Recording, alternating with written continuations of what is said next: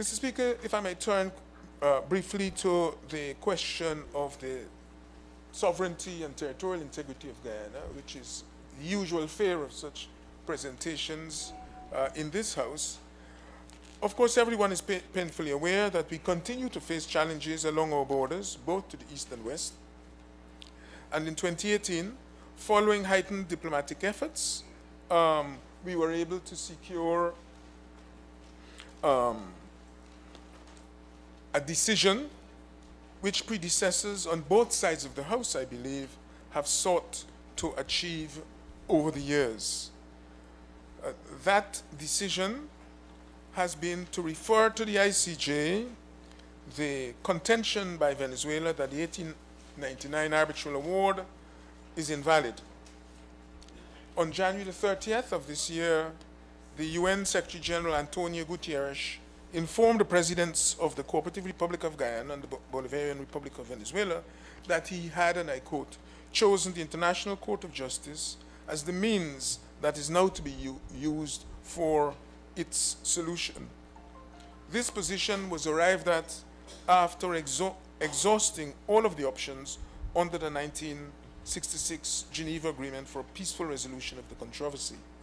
And in accordance with this decision, Guyana filed its application with the ICJ on March 29th, requesting the court to adjudge and declare on several issues, including the fact that the 1899 arbitral award is valid and binding on both Guyana and Venezuela.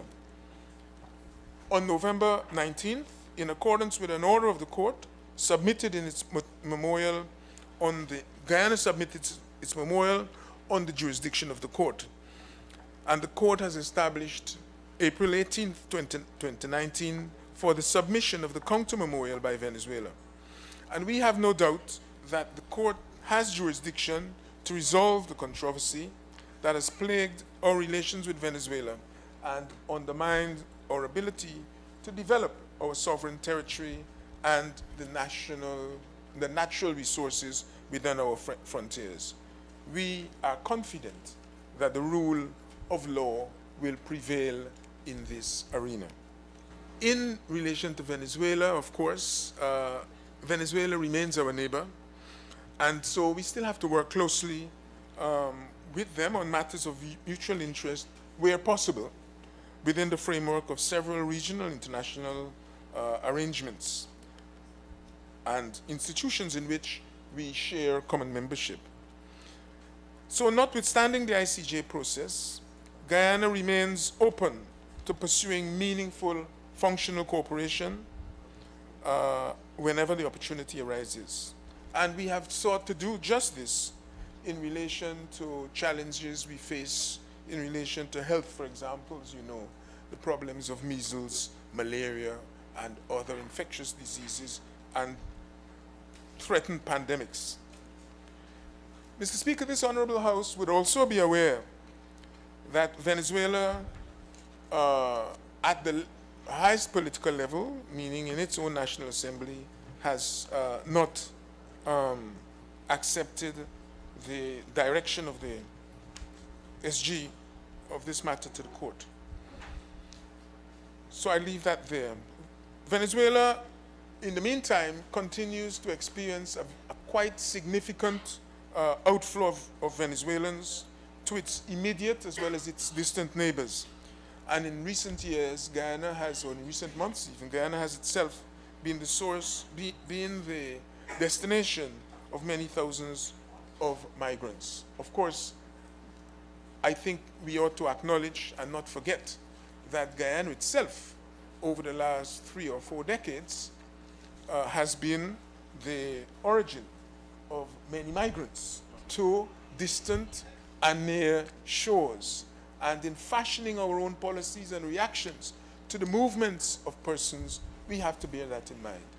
The people crossing our borders will not only be, and have not only been, Venezuelans, but also Cubans, for example, Haitians, and of course in the distant past we've had significant movements of migrants from Suriname, which I think most people forget, and which is something that we shouldn't.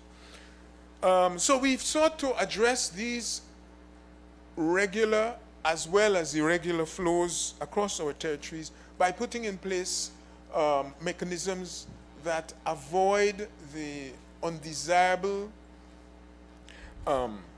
feature of criminalizing ordinary persons or those migrants forced to move simply for infringements of relatively routine immigration laws. I don't want to take that too far, but I'm saying part of our goal here is to try and ensure that we use means that whilst they protect our security and national interest and our citizens, do not perhaps go overboard in terms of criminalizing those that move for reasons that we can understand politically. Subtítulos y traducción. Mi mapa de Venezuela incluye nuestro Esequibo.